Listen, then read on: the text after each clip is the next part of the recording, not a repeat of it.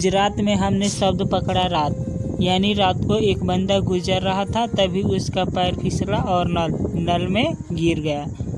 नल में क्या हो गया दोस्तों? गिर गया। नल से बना हमारा नल सरोवर अभयारण्य तथा गिर से बना हमारा गिर राष्ट्रीय उद्यान। इस प्रकार ये दोनों उद्यान गुजरात में स्थित है। जैसा कि वीडियो की स्टार्टिंग में आपने देख लिया कि इस पॉइंट को भी हम ट्रिक से कवर करेंगे।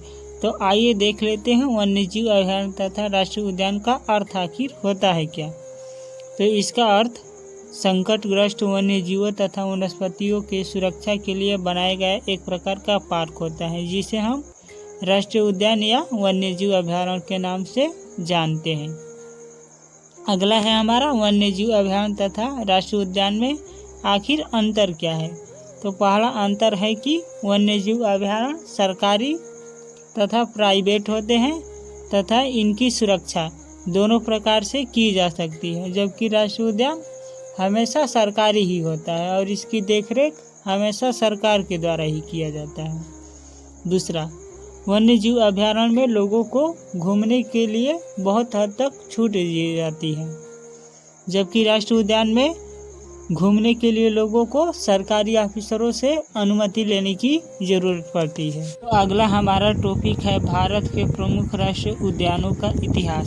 तो इसका इतिहास पढ़ने से पहले आइए हम देख लेते हैं कि राष्ट्रीय उद्यानों की हमें ज़रूरत क्यों पड़ी। तो इसका रीज़न नंबर 1 है अंग्रेज़ों के द्वारा वनों का अत्यधिक दोहन।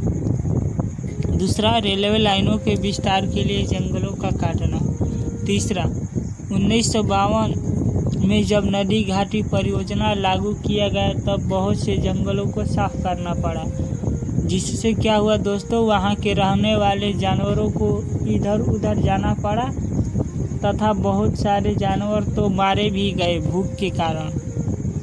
इस प्रकार बहुत से वनस्पतियाँ तथा जीवों की प्रजातियाँ लुप्त तथा अधिकांश तो संकटग्रस्त ही हो गई। तो इस कारण से हमें राष्ट्रीय उद्यानों को बनाने की आवश्यकता पड़ी। चलो अगला हमारा टॉपिक है भारत के प्रमुख वन्य जीव अभयारण्य तथा राष्ट्रीय उद्यान। पहला है भारत का प्रथम राष्ट्रीय उद्यान जिम कॉर्बेट राष्ट्रीय पार्क है। भारत का पहला राष्ट्रीय उद्यान कौन? जिम कॉर्बेट राष्ट्रीय पार्क है। यह उत्तराखंड में स्थित है। कहाँ? उत्तराखंड में। और इसका पुराना नाम हेली नेशनल पार्क था। क्या नाम था? हेली नेशनल पार्क था, जिसकी स्थापना 1935 में की गई थी। देश में सर्वाधिक राष्ट्रीय उद्यान मध्य प्रदेश में है, इसी कारण इसे टाइगर स्टेट कहते हैं। टाइगर स्टेट किसे कहते हैं? मध्य प्रदेश, एमपी को कहते हैं।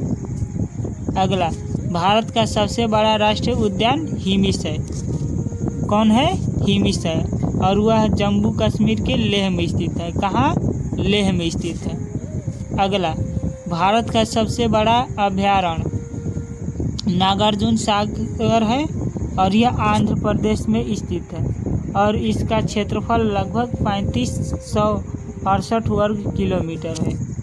तो अगर आपसे पूछा जाएगा कि सबसे बड़ा बाघ अभयारण्य कौन है, तो वह है नागार्जुन सागर अभयारण्य। तीसरा, देश में सर्वाधिक लगभग 94 वन्यजीव अभयारण्य अंडमान निकोबार द्वीप समूह में है।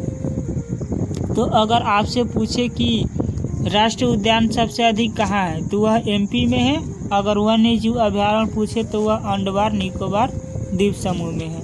इन दोनों में कंफ्यूज मत होइएगा। चलिए आगे बढ़ते हैं। जिम कॉर्बेट राष्ट्रीय उद्यान रामगंगा नदी के तट पर स्थित है।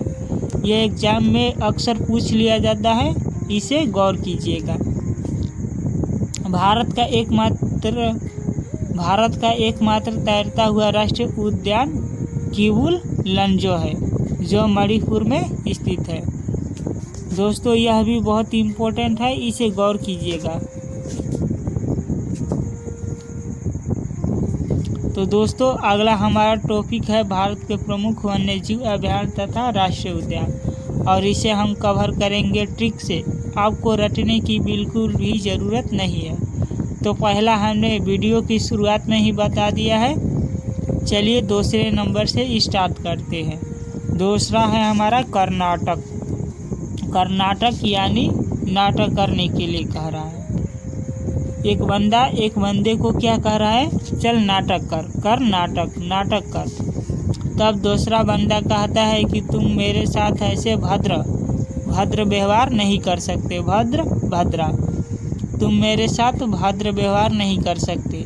मैं तुम्हारा बंदी नहीं हूँ, बांदीपुर, मैं तुम्हारा बंदी नहीं हूँ। मैं कल ही सोमेश्वर यानी सोमवार को, मैं कल ही सोमवार को सोमवार को ईश्वर के मंदिर जाऊंगा और तुम्हें भगा दूंगा, तुम भद्रा।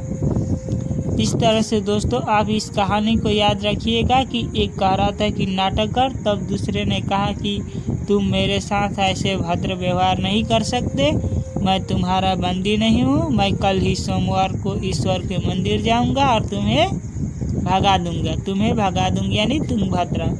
इस प्रकार से यह चारों बंदीपुर राष्ट्रीय उद्यान, भद्रा अभयारण्य, सोमेश्वर अभयारण्य, तुंगभद्रा अभयारण्य कर्नाटक राज्य में स्थित है।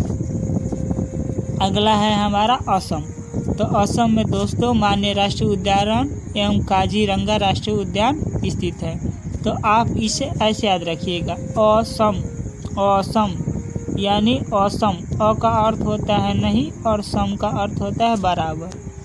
यानी दोस्तों इस दुनिया में किसी का भी मन मानस यानी किसी का भी मन समान नहीं हो सकता। इसके लिए कोई भी बंदा बाजी लगा सकता है, बाजी लगा सकता है। तो आप याद रखिएगा कि कोई का भी मन समान नहीं होता है, इसके लिए कोई भी क्या लगा सकता है, बाजी काजी। अगला है हमारा तेलंगाना। तो तेलंगाना में पखाल वन्य जीव अभयारण्य तथा कावला वन्य जीव अभयारण्य स्थित है।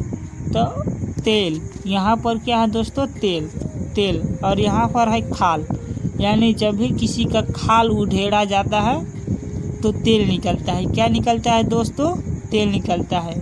तो पखाल यानी खाल उधेड़ने पर तेल निकलेगा, ऐसे याद रख लीजिएगा।